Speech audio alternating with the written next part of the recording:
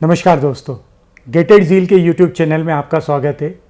आज मैं आपका परिचय श्रीमन अग्रवाल से करवाने जा रहा हूँ। श्रीमन अग्रवाल मेडिकैप से अपनी इंजीनियरिंग कर रहे हैं और थर्ड ईयर में हैं। श्रीमन की जो गेट रैंक है 2022 में 68 है। मैं सबसे पहले तो गेट अथॉरिटीज़ को सबसे धन्यवाद देना चाहूँगा। श्रीमन जैसे टैलेंट बाहर आ पाए उन लोगों के लिए, श्रीमन जैसे टैलेंट बाहर आ पाए क्योंकि थर्ड ईयर में एग्ज़ाम के लिए अलाउ किया। बहुत सारे और श्रीमन और बहुत सारे लोग ऐसे लोग जिन लोगों ने थर्ड ईयर में बहुत अच्छा स्कोर किया। श्रीमन की करीब करीब जो प्रिपरेशन टाइमिंग रही 10 महीने रही, वो 10 महीने में श्रीमन ने 68 रैंक को स्कोर किया। श्रीमन आपका बहुत बहुत स्वागत है और बताएं कैसे जर्नी रही स्कूलिंग में, एनडीए की प्रिपरेशन, वहाँ से फिर एनडीए की प्रिपरेशन के बाद में गेट की प्रिपरेशन शायद आपने जेई दी थी या नहीं दी थी, कैसा एक्सपीरियंस रहा वहाँ का? सर जेई दी थी बट उसके लिए प्रिपेयर नहीं किया था। सिर्फ जितना 12th के लिए पढ़ा था वो पढ़ के दी थी। तो ऑब्वियसली अच्छे नहीं आए थे बहुत। बस बैरली पास हुई थी जेई। फिर ऐसा था कि क्या करे, इंजीनियरिंग कर लेते। सीएस में थोड़ा इंटरेस्ट तो था।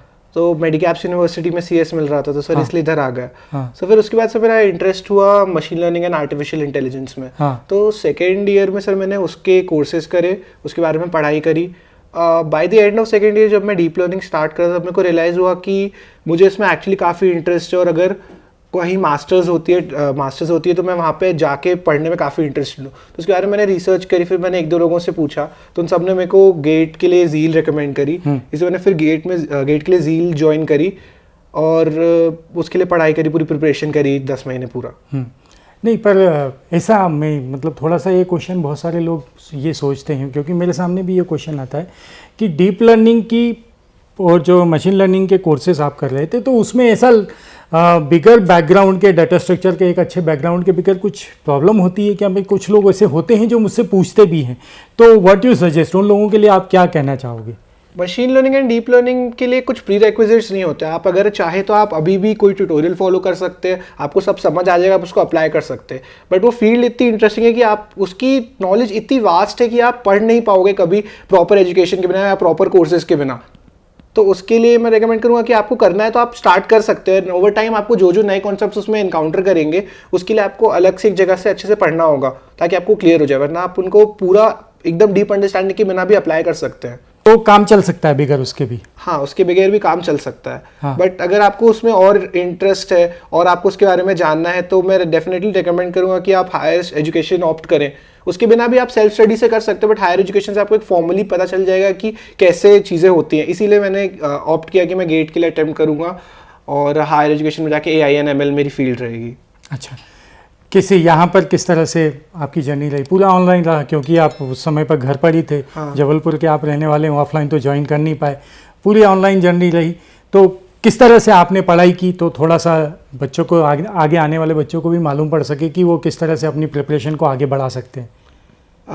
मैंने ज्वाइन एक्चुअली झील 1 मंथ लेट किया था क्योंकि तब तक मेरा सेट नहीं था कि मैं गेट देना है या क्या करना है, कि मैं आगे इसमें खुद से ही पढ़ूँ या गेट दूँ।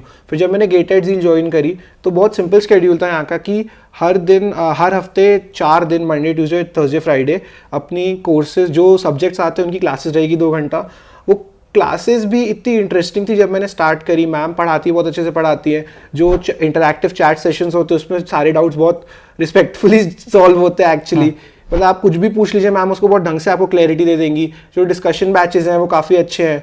तो मैं बोलूँगा कि आप स्टार्ट करें तो आपको थोड़ा ओवरवेलम लगेगा कि कितना सारा नॉलेज मिल रहा है, कितना सारा है। बट आपको धीमे धीमे करना पड़ेगा कि पहले आप सिर्फ क्लासेस अटेंड कर रहे हैं, उसके बाद आपको नोट्स भी बनाने चालू करने पड़ेंगे उसके साथ साथ, और फिर आप धीमे धीमे सेल्फ स्टडी भी स्टार्ट करें। तो ओवर टाइम एक हैबिट बन जाएगी, फिर आपके लिए पढ़ना ईजी पड़ जाएगा थोड़ा। अच्छा, टेस्ट सीरीज़ का किस तरह से, टेस्ट सीरीज़ को कैसे फॉलो किया और कितना महत्व आप टेस्ट सीरीज़ को देते हैं अपनी पूरी प्रिपरेशन में? प्रिपरेशन में कम से कम 30 से 40% में तो टेस्ट सीरीज का है, क्योंकि एक बार पढ़ने के बाद आपको समझ तो आता नहीं कि आपने क्या क्या टॉपिक्स कितने स्ट्रॉन्ग है। आप क्योंकि एक बुक देख के सॉल्व कर रहे हैं देन सोल्यूशन चेक कर रहे हैं, तो बायस तो आता है, आप खुद से चेक करते हैं। तो टेस्ट सीरीज एक आपको एक्चुअल रिजल्ट देती है कि आपने क्या क्या पढ़ा, आपके क्या क्या टॉपिक स्ट्रॉन्ग है, क्या क्या टॉपिक्स वीक है, और आपको उसके बारे में पता चलता है कि आपके बैचमेट्स ने कैसा पढ़ा है, कैसा चल रहा है सब कुछ। डिस्कशन बैचेस में भी आप टेस्ट सीरीज की पूरी डिस्कशन होते हैं। उसके बाद एक टेस्ट सारे सॉल्यूशन का एक बैच लेते हैं, इसमें आप अपने डाउट्स डालेंगे तो सर आपको फिर से एक बार समझाएंगे। तो बोलूँगा टेस्ट सीरीज एकदम मैंने पॉइंट टू पॉइंट फॉलो करी, जैसे रिलीज होती है कि यूनिट टेस्ट 1, फिर यूनिट टेस्ट 2, फिर फुल टेस्ट, फिर 2-3 सब्जेक्ट्स के टेस्ट साथ में, फिर मॉक टेस्ट। बोलूँगा उसको एक के बाद एक करे तो आपको अपने वीक पॉइंट्स और स्ट्रॉन्ग पॉइंट्स हाईलाइट हो जाएंगे, और आपको किस किस चीज़ों पे वर्क करना है आपको पता चल जाएगा। क्वेश्चन पैटर्न समझ आएंगे, गेट में कैसे आते हैं, टाइम मैनेजमेंट उससे समझ आएगा कैसा होता है, और क्वेश्चन और multiple select and tricky questions इस साल जैसे आए हैं पेपर में, वो भी आपको प्रिपरेशन हो जाती है उससे टेस्ट सीरीज से। अच्छा, मटेरियल मतलब एक चीज़ हाँ, मटेरियल अपनी प्रिपरेशन में बहुत ज़्यादा इंपॉर्टेंट रोल प्ले करता है। तो आपने पूरा सॉल्व किया, कुछ छूटा या कुछ पूरा, मतलब किस तरह से, मतलब आप कितना बोलेंगे कि जैसे बेसिक और एडवांस लेती, तो बेसिक एडवांस दोनों की थी या केवल बेसिक की थी? मैं आपसे पूछ रहा हूँ कि यहाँ तक पहुँचने के लिए क्या किससे काम चला? पूरी सारी बेसिक सॉल्व करी थी। हाँ। और एडवांस की थोड़ी बहुत सबकी, मतलब किसी की भी कंप्लीट नहीं हुई थी एडवांस सबकी स्टार्ट करी थी और ऑलमोस्ट हाफ करी थी, बस मैक्स टू मैक्स हाफ भी कुछ में नहीं करी थी। बेसिक्स पूरी सॉल्व करी थी। हाँ। और साथ में टेस्ट सीरीज दी थी। अच्छा। बस टेस्ट के एनालिसिस को आप किस तरह से देखते हैं? मैं पहले टेस्ट सीरीज देने के बाद जब उसके सोल्यूशन सीरीज होते हैं मैं पहले खोलता हूँ, तो फिर उसमें मैं जितने मेरे गलत हुए थे पहले उनको देखता हूँ कि क्यों गलत हुए थे, इनका मेरा सोल्यूशन क्या आ रहा था, उसका सोल्यूशन कहाँ डिफरेंट है, उनका अप्रोच कैसा उस क्वेश्चन को लेके, मेरे अप्रोच में गलती क्या थी, कोई सिली मिस्टेक हुई है या फिर मैं क्वेश्चन रीड नहीं कर पाया, ये देखता हूँ। तो पहले मेरे जो गलत होते मैं उन पर वर्क करने की कोशिश करता था कि ये गलत क्यों हो रहा है, इसमें क्या मेरा थ्योरी पॉइंट वीक है, क्या मेरा प्रैक्टिकल पॉइंट वीक है। फिर जो अटेम्प्ट नहीं होते तो उसमें देखता था कि क्या क्या मेरी चीज़ें छूट गई है पढ़ने के लिए, या फिर क्या क्या मुझे समझ नहीं आ रहा है, तो मैं उन पर वर्क करता था। फिर एट द एंड एक बार राइट वाले क्वेश्चंस भी देखा था जो मार्क कर रहे होते थे कि पक्का नहीं है, सही है कि गलत है। पूरी तरह से अच्छी तरह से टेस्ट सीरीज का एनालिसिस बहुत अच्छे से किया। मतलब मेरा क्या पता मैंने दूसरे तरीके सॉल्यूशन लाया, उसमें कुछ और सॉल्यूशन दिया हो तो मतलब कोई भी बच्चा आता है तो मैं टेस्ट सीरीज में वही जो आपने 4-5 पॉइंट बोले कि एक टेस्ट सीरीज को टेस्ट को एनालिसिस कैसे किया जाता है, आपने सारे पॉइंट वही पॉइंट आपने यहाँ पर बोल दिए कि इन पॉइंट्स पर अपने टेस्ट को एनालिसिस करना चाहिए। और कुछ बोलना चाहेंगे? सर मैं ये बोलना चाहूँगा कि गेट की प्रिपरेशन बहुत हार्ड नहीं है, बस आपको थोड़ा सा उसमें मेहनत करनी पड़ेगी और स्मार्ट स्टडी करनी पड़ेगी।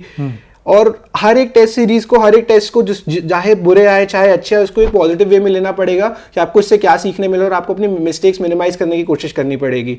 ये बस एक थोड़ा लेंथी प्रोसेस है क्योंकि इसका कोर्स इतना बड़ा है, बट ये काफ़ी इंटरेस्टिंग है। इसमें जितने भी सब्जेक्ट्स, टॉपिक्स एंड क्वेश्चंस आते हैं, इतने ब्यूटीफुल अप्रोच होते हैं, उनके इतने ब्यूटीफुल सोल्यूशंस होते हैं कुछ के, कि सॉल्व करके खुद एक खुशी होती है।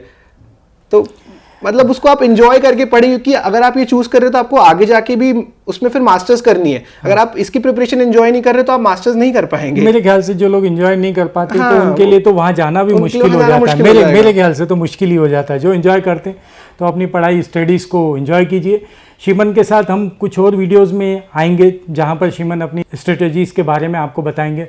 शिमन बहुत बहुत धन्यवाद और आगे भविष्य के लिए बहुत बहुत शुभकामनाएं।